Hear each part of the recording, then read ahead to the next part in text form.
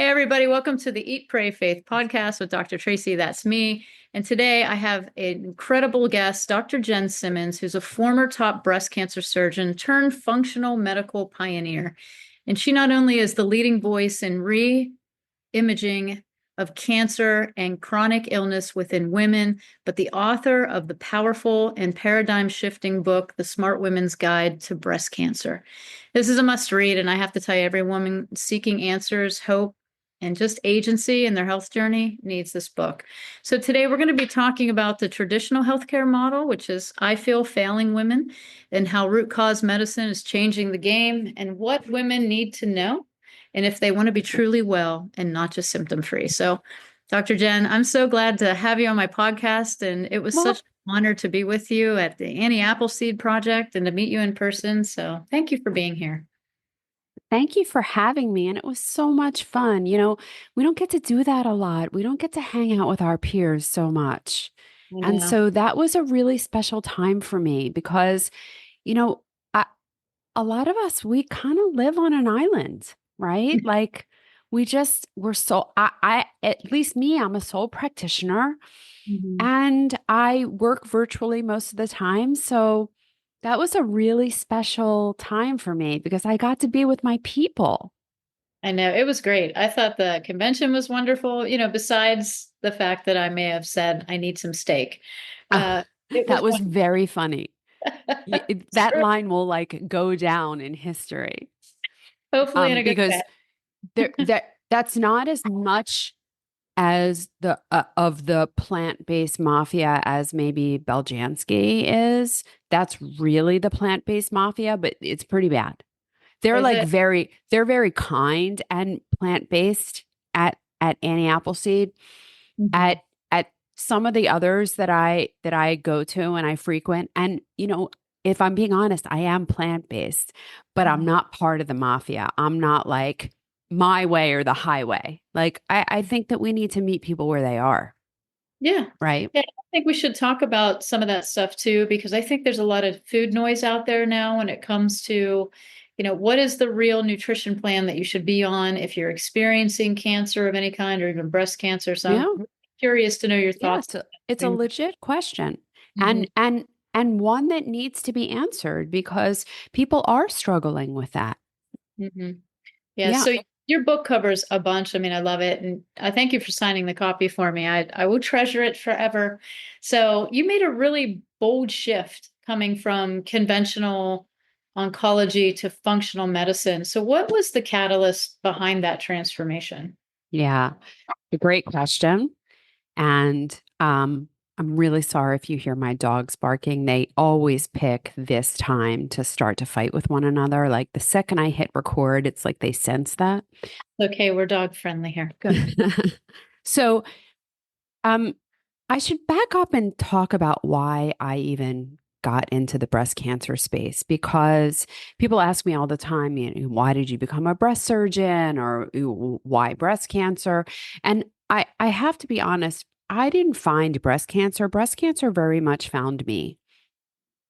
I come from a breast cancer family. I come from a big family. My grandfather was one of 13, and all the women got breast cancer and all of their children got breast cancer. And so growing up, I really don't not remember a time in my life where I didn't know about breast cancer. It was really part of the tapestry of our family. And so growing up, I had a first cousin. Her name was Linda Creed. Linda was a singer songwriter in the 1970s and 1980s. She wrote all the music for the Spinners and the Stylistics. She was beautiful, brilliant, larger than life, walked into a room and lit the place up. Really, truly. So She you was my take after hero. her. Yeah, you take after her a lot. She was my hero. Okay. So she wrote 54 hits in all, 54. And her most famous song was The Greatest Love of All. No kidding. Yeah. Wow.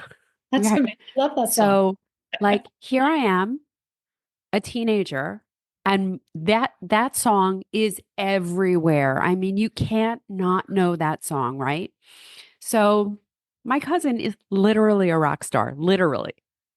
So, She actually wrote that song in 1977 as the title track to the movie The Greatest, starring Muhammad Ali. But it really received its acclaim in March of 1986, Teddy's making his appearance. It received its acclaim in March of 1986 when Whitney Houston would release that song to the world. And at that time, it would spend 14 weeks at the top of the charts. Only Linda would never know because Oh, Linda died of metastatic breast cancer just 1 month after Whitney released that song. oh my goodness. I was 16 years old and my hero died. Yeah. And despite the decades in between, like I still can't tell this story without tears coming to my eyes. And I did the only thing I knew how to do because her life and ultimately her death gave birth to my life's purpose. And I never wanted another woman or another family or another community to have to suffer the way that ours suffered. And so I became a doctor, the first doctor in my family. And I became a surgeon. And I became the first fellowship trained breast surgeon in Philadelphia. And I became the first oncoplastic surgeon in Pennsylvania. Wow. And I did that really well and for a really long time. Long enough for my aunt to be diagnosed, long enough for my mother to be diagnosed. And with all the writing on the walls, when I was arguably at the top of my game, and I'm running the cancer program for my hospital, and I'm running the breast surgery program. And I'm a wife and a mother and an athlete and an author and a philanthropist. And, I have all these balls in the air. And I go from being probably one of the most high functioning people you'll ever meet to I can't walk across the room because I don't have the breath in my body. And I have this intense 3-day workup where at the end, I am sitting in the office of my friend and colleague and physician. And he tells me that I need surgery and chemo and radiation. And despite the fact that these are words that I say all day, every day without hesitation or reservation, when these words are coming at you, I assure you, they have a different meaning. And I was very much having an out of body experience because I heard him and I knew what he was saying was standard of care. I knew what he was saying he believed to be true and believed to be what I should do and the only way. And yet, all I could hear in that time and space was there's something more. Go find it. Now, I was a conventionally trained physician. I went to a top medical school. I went through a surgical residency fellowship. Like I was running an NIH accredited cancer program. I did not know that there was anything else. I had never heard of anything else. And you and I are women of deep faith. So I'm certain that this was God. But you can call it God, you can call it universe, you can call it whatever you want to call this force that took over my body. But I can tell you that all I could hear in that time and space was there's something more, go find it.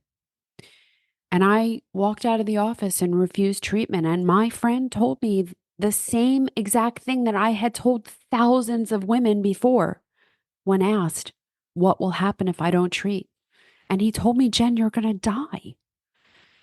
And yet I couldn't silence the voice. There's something more. Go find it. And as you very well know, God is good. And I, in very short order, found myself sitting in a lecture hall.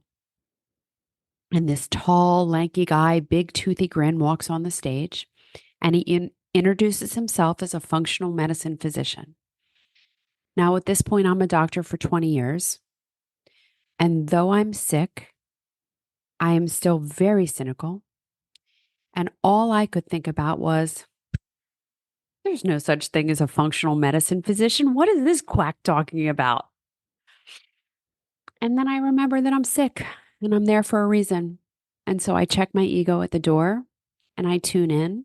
And thank God I did, because within the next 2 hours of my life, not only would I know exactly why I got sick, because I got sick so that I could be in that room on that day. Not only would I know how I was going to heal myself, but this would actually telescope the trajectory of the rest of my life and my life's purpose. Because in that time and space, I realized that I was put here for so much more, so much more. And not that I didn't help people as a surgeon, certainly I did, but that I didn't change the trajectory of the rest of their lives. I took them from one point to another. I made them maybe a little less sick, but I didn't heal them, right? If surgery healed anyone, I would be out of business, right? Surgery doesn't heal anyone. It just delays the inevitable. So, as it turns out, the quack was Dr. Mark Hyman. And what he was talking about in 2016, so, just to defend myself, because I think a lot of people know who he is now, but in 2016, he was not so well known. Mhm. And many people still considered him a quack in 2016. But what I would learn is how wrong we have it in conventional medicine. Because in conventional medicine, all the focus is on the symptom. And especially in cancer, all the focus is on the tumor. First of all, what you focus on grows. So if all you're focused on is the tumor, then that's all you're going to get. But the thing is, the tumor is not the problem. The tumor is the symptom of the problem. And the only way that we are going to solve this problem is if we back up 10 steps, if we ask ourselves, why is the tumor there? What is happening? What do we have that we don't need? What do we need that we don't have? What is causing this imbalance in our body? Because cancer is a normal response to an abnormal environment. And never, ever do we ask the question in the conventional medical space, what is causing this environmental shift? In fact, we almost don't care because it doesn't fit the narrative and it doesn't serve the purpose. So, the purpose of the conventional medical system, unfortunately, is to use it, Right. right? That's their goal. Their goal is to get you to have surgery, to get you to have radiation, to get you to have chemotherapy. And then, as a result of said surgery, radiation, chemotherapy, there's lots of work to do because there's lots of symptoms to manage. And so, their goal is to, they don't want to kill you. Of course, they don't want to kill you, but they don't want to heal you either. They don't want to cure you because then you're not a customer, right? And just the way that our conventional medical system is set up, there is no way for it to succeed if it relies on your failure. And I didn't want to be a failure. I wanted to be a success. Yeah. So I'm an early adopter. I get very excited about things and I'm a quick start. So, of course, that day I enrolled in the Institute for Functional Medicine, and I spent the next 3 years just submerged in the study of functional medicine. And when I came out on the other side, I knew that this was a bell that I could not unring. And so I left surgery, started my functional medicine practice, and that's where I've been for the last 6 years, changing the conversation around breast cancer and forever changing how we diagnose breast cancer, how we treat breast cancer, how we prevent breast cancer, and most recently, how we screen for breast cancer, because all of it really matters. And it's hard to say and hard to believe, but the truth is that 20 to 30% of the breast cancers that are treated every year, women who are treated for breast cancer, 20 to 30% of them in the United States. Well, actually, that's a worldwide number of anyone who uses mammogram to screen. 20% of them are overdiagnosed and overtreated. Mm-hmm. And we are creating that subset of patients, actually creating it. And it's horrible. It's horrible. So that's my mission, just a little small mission to forever change how we diagnose, treat, and screen for breast cancer. Not If much. any woman could do it, it's you. I feel that in my soul. Like I know it. It's Thank not you a for the confidence. I don't know how justified it is, but I'll listen, take it.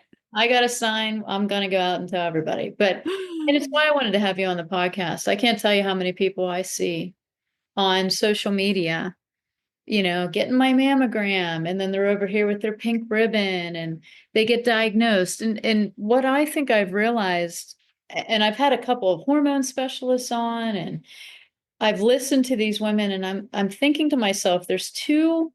And so let's start with the medical community as a whole, what you said. I too agree. In the medical community is for acute trauma. If your arm gets chopped off, you need a surgery, like that's what it's there for. But Or you break a bone, or even an acute appendicitis, right, right? Like exactly. we're acute medicine, it's Mhm. as good as it gets. It's great. Acute medicine, it's as good as it gets. But we used that acute model to try to address chronic disease, and Mhm. that doesn't work. Right. And it's a surgical pharmaceutical push to treat the chronic issues when it's really a lifestyle modification that you need. And so moving. So let me ask you something. Mhm. Do you think the problem is that they really don't know? Or Yeah, do you, I think a lot of them don't know. I think even just your story, right? What you knew is what you knew. There's nothing outside of your scope. And when you try to go outside, all these people are quacks. I think prior to COVID, which really shined a light on the monster, right? So I've always been alternative. I've always been the weirdo, the tin hat wearing lucky conspiracy, you? right? Tree hugging, Bible thumping, put all the labels on me. My children who are 15 and 11 are completely unvaccinated, like before it was cool, because I read a blog by Dr. Sherry Tenpenny and I was like, made me question. So I'm a seeker of knowledge. So I went down that rabbit hole. And I remember fighting with friends and even my parents, and not fighting, but just having to justify why I was choosing not to do those things. And it was because I researched, and that led me down other paths of like, why, all these questions. Even so much so that you just talked about breaking a bone, right? Now, there were things that I needed for my son who just broke his hand. I needed an x ray. So I needed a physician to write that script. I took him in, he got an x ray, came back out, and in 2.5 weeks, he was pitching from a mound on the baseball field. So, and that came from all the holistic approaches. Now, if I would have put a cast on his arm and done the traditional allopathic, which I still had care from a physician that was qualified to look at the bone structure. But if I would have done the allopathic model, he would still be out for the season. Oh, But yeah, we for chose. sure. So I think the realization of the medical community coming forth and setting their egos over here and saying maybe there is something to integrative. And I really give credit to two branches that have allowed for integration from the functional side. One is cancer, right? So we saw that from the Annie Appleseed. And the second one is cardiology. I think cardiology is the easiest because people know that lifestyle will prevent it. We hear that stress causes heart attacks, et cetera. But still, the two most abused arms of the medical practitioners and the allopathic field is I think psychiatry. They can write you a prescription without one test. They're just going to throw medications at you. If that doesn't work, let's Yeah. try another one. If Well, they don't do none any of them work. right. They don't do None of anything them work. Right. for underlying infections, which the Journal of American Medical Association JAMA Psychiatric Edition did an entire article on molecular mimicry. They did an entire article about underlying infections and psychiatric disorders. Nobody Yeah. talks about it. The second one is women's health. That's another branch where I went in at 13, 14 years old. Nobody did any blood work on me. They didn't ask me anything about my lifestyle. They didn't ask me what I eat, how I slept, how I moved, nothing. I was overweight and they put me on birth control because I was having cramps. And I was on birth control from the time I was 13 until I was probably 32 years old, until I finally realized that that was the last thing that I needed to change in my life. Like I had changed everything else. And then nobody thought of birth control as a medication. So I guess at the root, women are mistreated and mismanaged, I guess is a better word, in the allopathic because there is no blood work. They tell you to go to your OBGYN and she doesn't run any blood work or he doesn't run any blood work. I've never had blood work by my gynecologist ever. Like, Yeah, you're not just whistling Dixie. so what are We your we thoughts on are we are actually and continue to be a social experiment. We really truly are. And I think about this almost every day because, I talk about the whole mammographic screening program. And it's really, I mean, it is beyond disgraceful. We have known for 50 years that mammograms do not save lives. And yet, because they earn, I had that number in my head. I forget how many, is it an $80 billion industry? It might be more than that. I might be light on my numbers. Um, but because it is this like enormous beast, the mafia, the mammogram mafia just you can't they just suppress all the loud voices until mine's gotten pretty loud. it? I actually I got a text message from a radiologist that I used to work with when I was a surgeon, just going off on me, telling me that I should stay in my lane. And, you know, Yes, I know. people fear change. They're so afraid of change. And we have to know, first of all, we have to maintain our curiosity. We have to maintain our curiosity. That's all of us across the board. Mhm. And as the information changes, so too must our minds. Our minds must change as the information changes. And what they were taught in medical school and in residency and in fellowship is what I was taught in medical school and residency and fellowship. It just doesn't happen to be true. Right. So the mammographic screening, and incidentally, like anyone with a logical brain, knows this intuitively anyway. So the fact that we cannot convince the radiologists that mammograms are dangerous, it just blows my mind and just shows you Mhm. how completely tunneled and blinded they are, right? It's like almost like a cognitive dissonance, like It where is. they hear it, but they're not going to do it. And if they thought they were so safe, then they should stay in the room. Right? That's what I was on. I was on with Dr. Lodi last night. Do you know Lodi? Uh-uh. Tom Lodi? Oh, he is a trip beyond anything that you could ever imagine a trip. But that's exactly his response. If mammograms are so safe, why don't you stay in the room? Right. Right? See, loading up. So, so this is the part that's so amazing to me that first of all, women go along with it. Hmm. Women go along with it. This social experiment would have never happened to men. Men, at the very suggestion that they should have anything put in between two plates and have 20 to 50 pounds of pressure applied to it, where do you think that would have stopped at its conception? They wouldn't have even gotten a volunteer to try it, right? Would never have happened.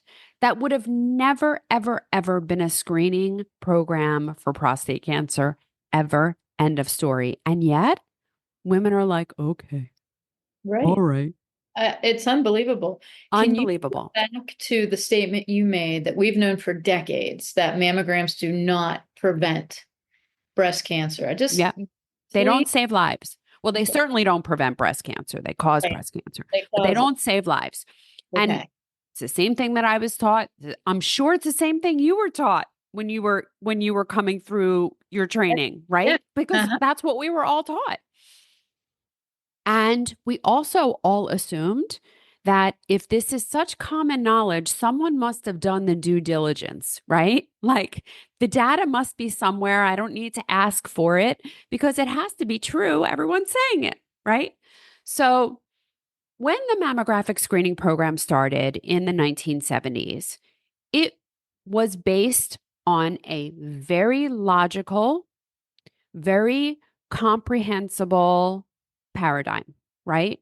It was built on this foundational understanding that breast cancer growth is both linear and predictable, right? So that means that breast cancer starts off small, grows to some critical size, at which point it is more likely to metastasize.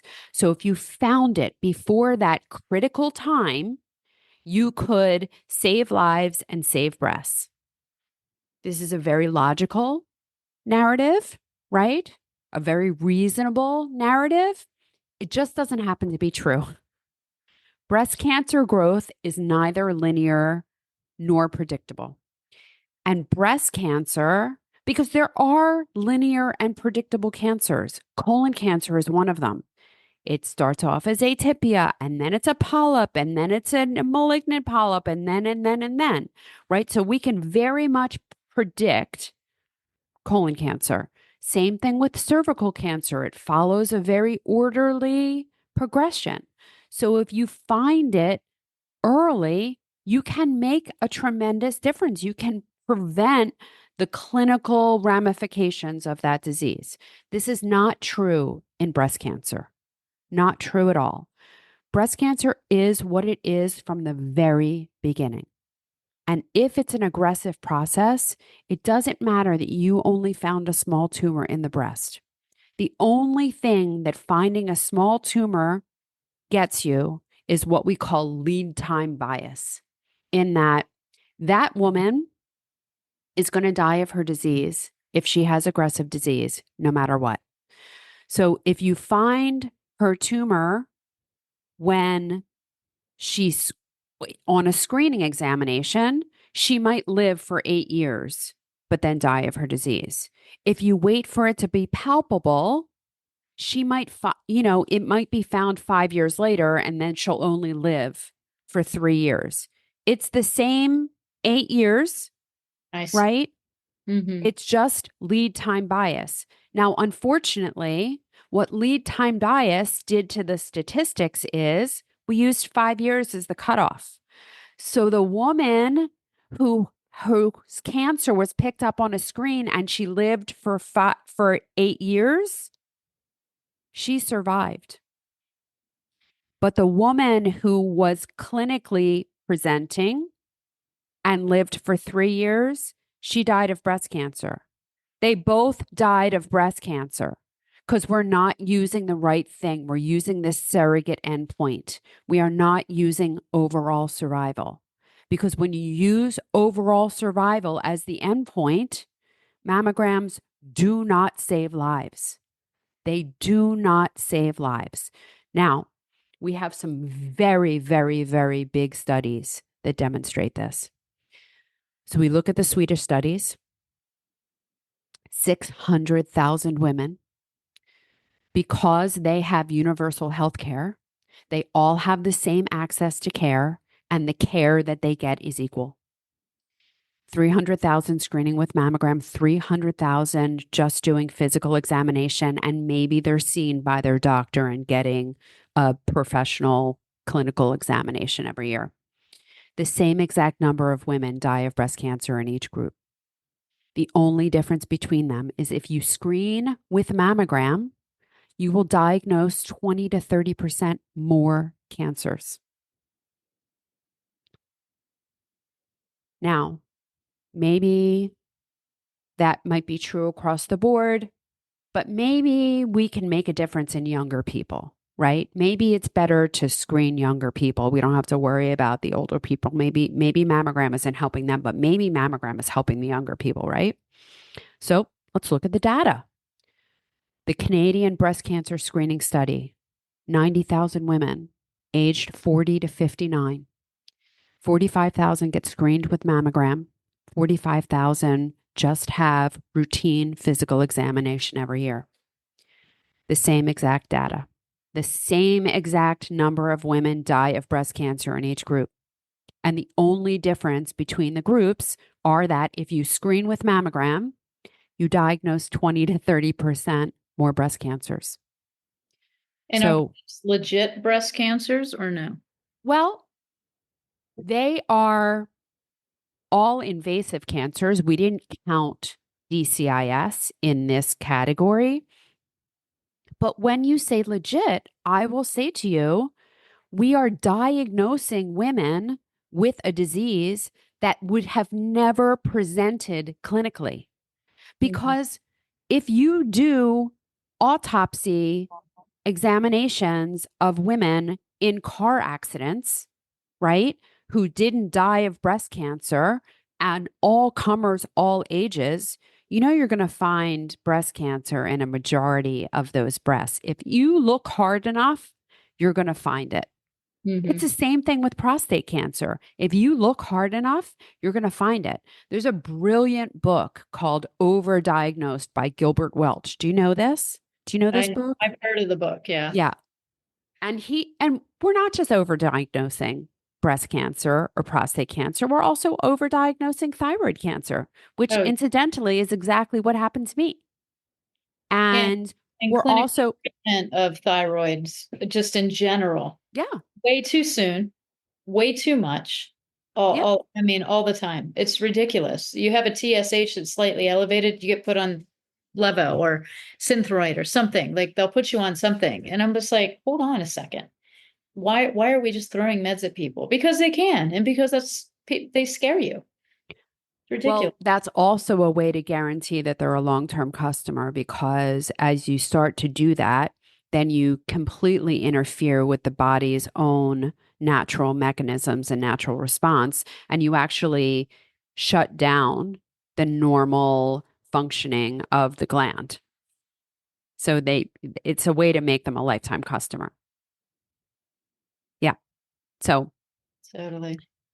So this so we this have is a huge problem because we are diagnosing 20 to 30% of these women with a disease that would have never threatened their life, would have never become clinical disease. And if treatment for breast cancer were some benign thing, that would be one thing. But when you tell a woman you have breast cancer, when you say those four words to her, you forever change her life and not for the better, not for the better. And treatment for breast cancer is actually harmful in and of itself. No one ever got healthier by having surgery and chemo and radiation, ever. No one ever got healthier by having those things. And in fact, this is the title to my next book, The Forgotten Woman. When you treat a woman for breast cancer, you are increasing her risk of cardiovascular disease by 2 to 3 times. This is cardiovascular disease is already exponentially the number one threat to a woman's life. And then we're going to take a woman and treat her for a disease that she didn't need to be treated for, that her body would have taken care of on its own. And we're going to give her cardiovascular disease, accelerate her risk, accelerate her disease. I mean, what are we doing? We took an oath, first do no harm. This does not fall under that category at all. Or we're going to radiate her and accelerate cardiovascular disease, give her a risk for cardiomyopathy that she would have never had before, or lung cancer or restrictive lung disease, or even a fracture. How many women die every year as a complication of a fracture? When you radiate the chest wall, people can fracture their ribs because they become so brittle from a sneeze, from a cough. And rib fractures have a mortality rate Right. that is not insignificant. So, and then there's the whole hormone blockade and putting women into premature menopause and taking postmenopausal women and wiping all of their hormones out entirely. And this comes at a huge price, a huge price. And so many times I hear, well, I wasn't even symptomatic when I went through menopause. I didn't have hot flashes. I didn't have mood swings. I didn't have. Doesn't matter. Whether you had the symptoms or didn't have the symptoms, what's happening in your body and the deterioration that's happening in your body, that's happening. And it's happening in everyone. And our heart, our heart health is rapidly deteriorated, our brain health, our bone health. Every single year, the same number of women that die of breast cancer also die of a complication of a fracture. Wow. So, we can't solve one problem and cause three more, right? And it's not weighing in favor right now. Right now, we are causing way more problems than we're solving. Now, I want to be clear, and I am not saying that no one's breast cancer should be treated. I am not saying that there are not aggressive breast cancers that need every single thing that modern medicine has to offer. There are, right? However, what we need to do is do a much better job at figuring out who does and who does not need to be treated. And in addition to that, what treatment should look like is yes, you may need some things that kill cells, maybe, but you need a health plan. Mhm. You need what no one's getting, right? Because everyone who gets a breast cancer diagnosis gets a treatment plan. But what everyone who gets a diagnosis needs, they need a health plan. They need to figure out how to eat, how to think, how to drink, how to move, how to sleep, how to create a healing environment, how to pray, how to believe, how to be hopeful, how to have joy. This is what everyone needs. This is what makes the difference in the end. Because the way that we're doing it now, we are consigning these people to a horrible, horrible life. Because we tell these women who have been treated for breast cancer that they should be grateful to be alive. And they are grateful, don't get me wrong. But it is very hard to feel grateful when you can't think, when you can't remember your words, you can't sleep, you're anxious, you're depressed, you have palpitations, you don't feel well, you don't have energy, you're dizzy, you have vertigo, you've gained weight, your breasts are mutilated or absent, you have no libido. Sex is unwanted and painful. You have dry skin, dry hair, dry everything. Your relationship is suffering. It's very hard to feel grateful when all of this is going on. And yet, this is how we leave women after breast cancer treatment. Almost universally, this is how we leave women after breast cancer treatment and tell them that they should be grateful to be alive. And it doesn't feel like life. We're No. doing the wrong thing. And we're doing it unnecessarily 20 to 30% of the time.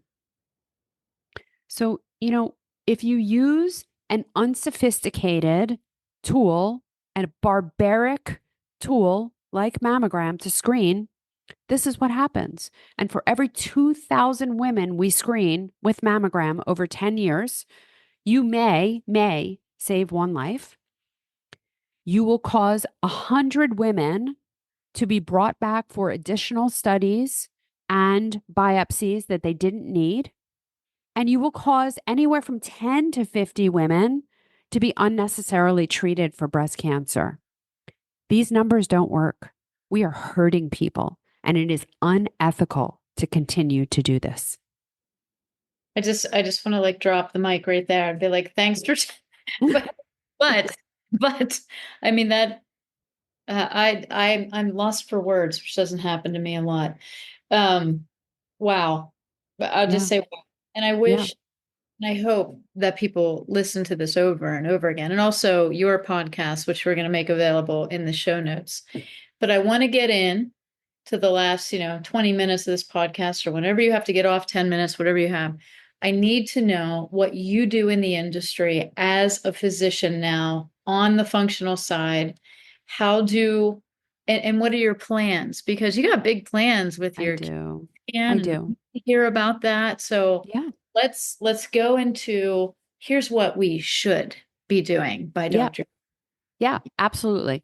So first, I do have a screening paradigm, my trilogy, that is 100% safe because if you're using mammogram to screen for breast cancer, besides all the false positives, besides the overdiagnosis, it's actually causing some cancers. Some of the breast cancers are actually a result of getting a mammogram year after year after year because it's radiation. And I don't want to hear mammogram saved my life because it's great that your life is saved, but statistically speaking, it's not true. And no matter how many mammograms we do every year, the same exact number of women die of breast cancer. So mammogram is not changing that bottom line. So to screen for breast cancer, and when we're talking about the screening population, we're talking about healthy women, right? We're talking about women who we have no reason to believe that they have disease, right? They don't have a lump in their breast, they don't have any symptom, they're healthy women. So, for a healthy woman, first of all, everyone needs to be doing self examination. No one is ever going to know you better than you know yourself. Spoiler alert, every single woman thinks her breasts are lumpy. Own your lumps. Own your lumps. Know what your breasts feel like when they're normal so that you can know what they feel like when something has changed. If you are premenopausal, you're going to examine yourself day 7. So if your period is day 0, day 7. And then if you're postmenopausal, just do it on the first of the month or any time that you're going to remember. So that's the first thing. Everyone should be doing self-examination. If you don't know how to do a self-examination, there is a self-examination pinned to the top of my Instagram page. So just head on over there. Okay, that's the first thing. The second thing that I am using for screening is a test called the Auria Tears test, AURIA. Have you heard of this test? Yeah. Yeah. So what this test does, it's not a yes, you have breast cancer, no, you don't have breast cancer test. This is a test looking for the inflammatory proteins that are associated with the very early stages of breast cancer. So, this test is done, it's an at home test. It's very inexpensive. You put a little litmus paper in your eye, close your eye for 5 minutes, take it out, put it in some fluid, and send it up, send it back to the company. You get an answer a week and a half later as to it's either normal or you have a clinically significant result. Now, what this test is looking for are two proteins that are upregulated. There's more of them made in women who have breast cancer, and they, for whatever the reason, become abundant in your tears. Don't ask me why, I don't know the answer. This test has a sensitivity of 93%, which is way better than any mammogram ever, ever, while being 100% safe. Okay. 93% sensitivity. So it's only going to miss 7% of breast cancers. And the breast cancers that it's missing, according to the data, are the more advanced ones.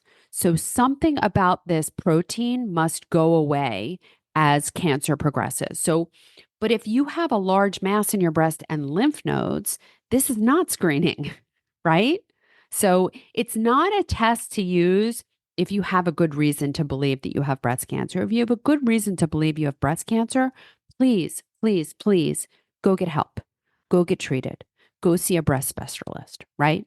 Don't try to figure this out. Don't get the ARIA test and feel good if it comes back normal. Like, Do not pass go. Do not collect $200. Just, straight to the specialist for help. Okay. The specificity of this test, meaning that the person that doesn't have the test, but and is identified as negative, right? That doesn't have breast cancer, but is identified as negative, that's 58%. That means that 42% of the time, if you don't have breast cancer, this test is going to be clinically significant. Now, this is where what this test is and what this test does comes in. I will tell you that there are no false positives on this test. If this test is clinically significant, you do have the inflammatory precursors to breast cancer. So everyone who has a clinically significant result needs imaging to find out if you have breast cancer right now. However, a lot of women are not going to have anything seen on imaging, but what you have is opportunity because you know that you're on the trajectory to develop breast cancer. And if we follow those women every 6 months, if you do nothing but follow them, every 6 months, another 11% will develop breast cancer. So, what do we do? Well, again, this is opportunity. You know what trajectory you're on. You also know that you have the opportunity to change it. So, I have developed the breast cancer prevention program. And if you get a clinically significant result, come join my group. Come join my group so that we can help you to turn that pathology around, turn that physiology around, turn that process around so that you don't have to develop clinical disease and so that you don't have to get treated. Instead, you can just foster your health. Because when we foster our health, when our health grows, disease goes away. And that's what I want. What I want for everyone is prevention. I don't want you to have to develop the disease and have to work that hard to reverse it. Let's just halt it in its tracks. Let's prevent it before it even becomes a thing, right? So we can get it before we can get at the roots before anything really comes out over the ground. So that's part 2. I have everyone do the Auria test. Now, even with that, women want imaging. They just want imaging. I don't know if it's we've been so trained. I don't know what it is, but women want imaging. So I have 2 suggestions. The first is I opened the first perfection imaging on the East Coast in August of 2024. I have 50 planned in the next 5 years, and I want to make sure that every single woman who wants access to this imaging gets access to this imaging. This is revolutionary sound wave imaging that's transmitted through a warm water bath. You've had the scan yourself. You can attest to it is a lovely experience, unlike anything you've had thus far. Yes. Very, very Yes, different. to an extreme different. And I personally didn't have the scan. I went with Amber, my Oh, assistant, okay. who had the scan because Okay. we went through that gamut where she was Yeah, yeah, diagnosed yeah. with DCIS and they wanted to do a double mastectomy and et cetera. And I was like, hold on, we're going to Dr. Jen. Okay. It was so lovely. Your facility is beautiful first. Your staff Thank you. is amazing. And we Thank went you. in there and it was quiet and peaceful and serene. And it was almost like being in a spa. I said to Amber, I was like, are we in the right place? Like, I was like, is this really an image? And so, yeah, she was lowered in That's pool. very intentional. Yeah, it's extremely relaxing. And even afterwards, there was no rushing you out the door. They were like, have a seat. So, and it was non-invasive, it was quick, it was quiet, nothing like there was no smell of hospital chemicals and cold and I would what. never allow that in my Oh, space. oh, I know that. I know Never. that, estrogens are allowed in there. So Nope. it was absolutely wonderful. And I think the peace that you provide women walking in with just the atmosphere and the way that your staff is trained and the whole experience itself is intentional for the central nervous system to reset itself. I think it's a huge part of what you do. It So is. it was It wonderful. is. So I'm on a mission to open 50. So just know that there will be a perfection imaging near you soon. If you cannot come to us, we have one in the suburbs of Philadelphia. We have one in Novato, California, so right outside of San Francisco. But if you can't come to one of ours, then ultrasound is a very viable option. Is it as good as QT? No, it's not. Will it pick up everything that QT can pick up? No, it won't. But it's okay. It's okay because if you're having the Auria test and you're doing self breast examination and you're staying on top of it and you're being proactive, because that is the main, most important thing. If you are being proactive, then we can prevent diagnoses. We can prevent that. And this is the way to do it. So, this is my big mission. This is what I'm going to spend the next 5 or 10 years of my life building. So, I'm going to do 50 and 5, 110.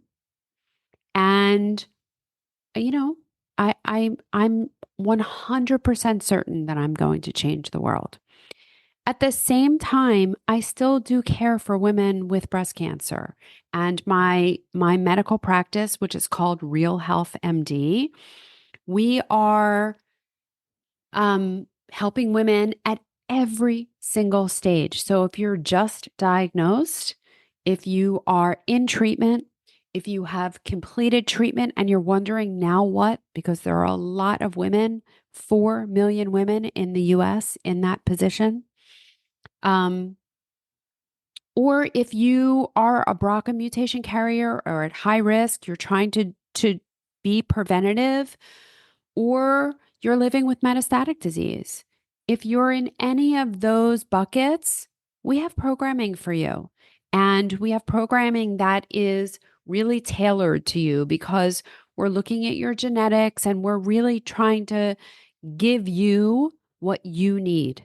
And it's very personalized and very individualized. And at the same time, I have an enormous support community. So I'm really, I want to obviously prevent this disease. I don't want women to have to suffer with this. But if you do develop this disease, I'm here for you. And that's why I wrote The Smart Woman's Guide to Breast Cancer. Because right now, what's happening to women as they get this diagnosis is horrible. They are being filled with fear. They are being placed on this runaway train of treatment without being given the opportunity to think, the space to think, the information that they need to make an informed decision. I mean, it's just not happening right now.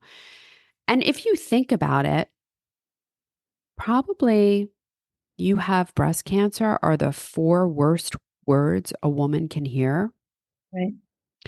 And we go right into our danger response. I mean, our body really only understands 2 states. It understands safety and it understands danger. And the second we're in danger, the cognitive part of our brain, it's done. And it's very intentional. I mean, that's a survival mechanism, right? Because we don't understand these sophisticated dangers that we're dealing with these days. We understand saber-toothed tiger on your tail. That's all we understand. So our only response that we can come up with is run. So if all you need to do is run, all the blood is shunted away from your forebrain towards your monkey brain because it doesn't want you to think about, should I take a right or a left? Or maybe I should go the way that I went last Tuesday. Like, no, run, run, just run, right? So, how are you going to make a decision that's going to affect you for the rest of your life? How are you going to carefully consider the details when all your brain is saying is run? You Yeah. can't. You Mhm. can't. And yet these women are like forced, like, oh, I got to get you on the schedule. Got to get on the schedule. We have an opening next week. Got to get on the schedule. Very rushed. Very rushed. Yeah. And it's scary and it's terrifying. And And that's intentional, I think. That's intentional. it is intentional. Of course it's intentional because if they're given the time and space to think and educate and consider and learn, then they'll make a different decision. They will. Women will choose something that's bad for them that when they're in that stressed state.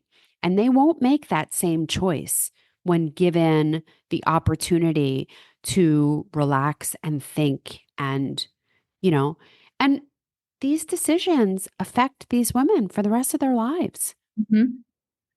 And Yeah. sometimes they impact the rest of their lives terribly. Yeah, you So, said something from the stage when we were at Annie Appleseed. You said a woman that has a breast removed because of cancer is always going to think she has cancer and yeah. always remember There'll that she never there'll never come another day that right, she'll exactly. forget. That was really Never. profound. I was like, wow. And we talked about this at the convention. Any decision made out of emotion is a bad decision, whether you're in love and going to get married in Vegas, or you are sitting in front of somebody who's saying, we got to get you immediately into chemo and radiation. Yeah. There's always space to think. And that's what happened to Amber. And she called me and I said, you're not dying today. Like, and we're not making a decision today. So we're going to go home and we're Well, going and statistically to. speaking, with DCIS, you're never dying of No, that disease. I mean, everyone's going to die, right? But you're right. never dying of DCIS. No one ever dies of DCIS, and yet women are pressured. And Oh, that is another thing that I want to talk about just briefly about mammogram is that, even if it wasn't saving lives, but it was saving breasts, that would be a worthwhile endeavor. But the data around mammograms is that when you use mammogram to screen, the mastectomy rate has increased by 20%. Increased. We are not saving lives. We are not saving breasts. yep. So it's really, really important that we respect the change, right? That we know that the data is not there in support of that program. And we have to now change our minds, change our ways, change our practices. And the truth is that at the end of the day, the patient is the doctor of the future. And that is not to say that you have to be your own doctor and make your own decisions. But the truth is that no one is going to care about you as much as you care about yourself. And the decisions that you make are affecting you. And that doctor that is dictating something from across the table, that doctor goes home to their life and their family at the end of the day. And they don't have to live with the consequences of that decision. Only you do. And what we all need to remember is, no one ever got healthier inside of a doctor's office or a chemotherapy suite or a radiation suite or a hospital. Like, that's not where health happens. Health happens at home with the things that you do every single day. And you have so much more power than you think. And your power lies in the fact that if you build health, disease goes away. And you have the power to build your health. Love it. Well, I could listen to you all day, all day. I could just sit here and just let you talk forever. And I'm sure everybody's probably thinking the same. So I'm sure a lot of people are, listening to this for the first time, having that epiphany. And it's probably pretty scary. So I am going to make all the links that Dr. Jen talked about from her group to the tier test from her. Anything that she talked about, her Instagram, her book, I'll put it all in the show notes. That way, if you need to connect with Dr. Jen Simmons, you certainly can, or her staff will also give you a list of where you can find her QT scans. Wonderful. So, Dr. Jen, thank you so much for your courage, your compassion, your deep-rooted commitment on changing how women experience healthcare. I mean, your story is such a beacon of hope for women everywhere who are searching for more than prescriptions and more than just the allopathic model of this is what you have to do today, right now, the second. They're looking for that partnership, that truth, that healing. And I think they'll absolutely find it where you are, any place on the earth. So for those listening, if this was something that you feel you need or somebody else needs, please share this. Make sure you grab a copy of Dr. Jen Simmons' book, The Smart Women's Guide to Breast Cancer. You can find that on her website and on Amazon and other places. And please learn how to protect your health, and you will learn how to own it. That's for sure. So, would you like to leave us with any parting words, Dr. Jen Simmons? Oh my God, I think we've said almost all of it, but I will leave you with my mantra, which is that breast health is health.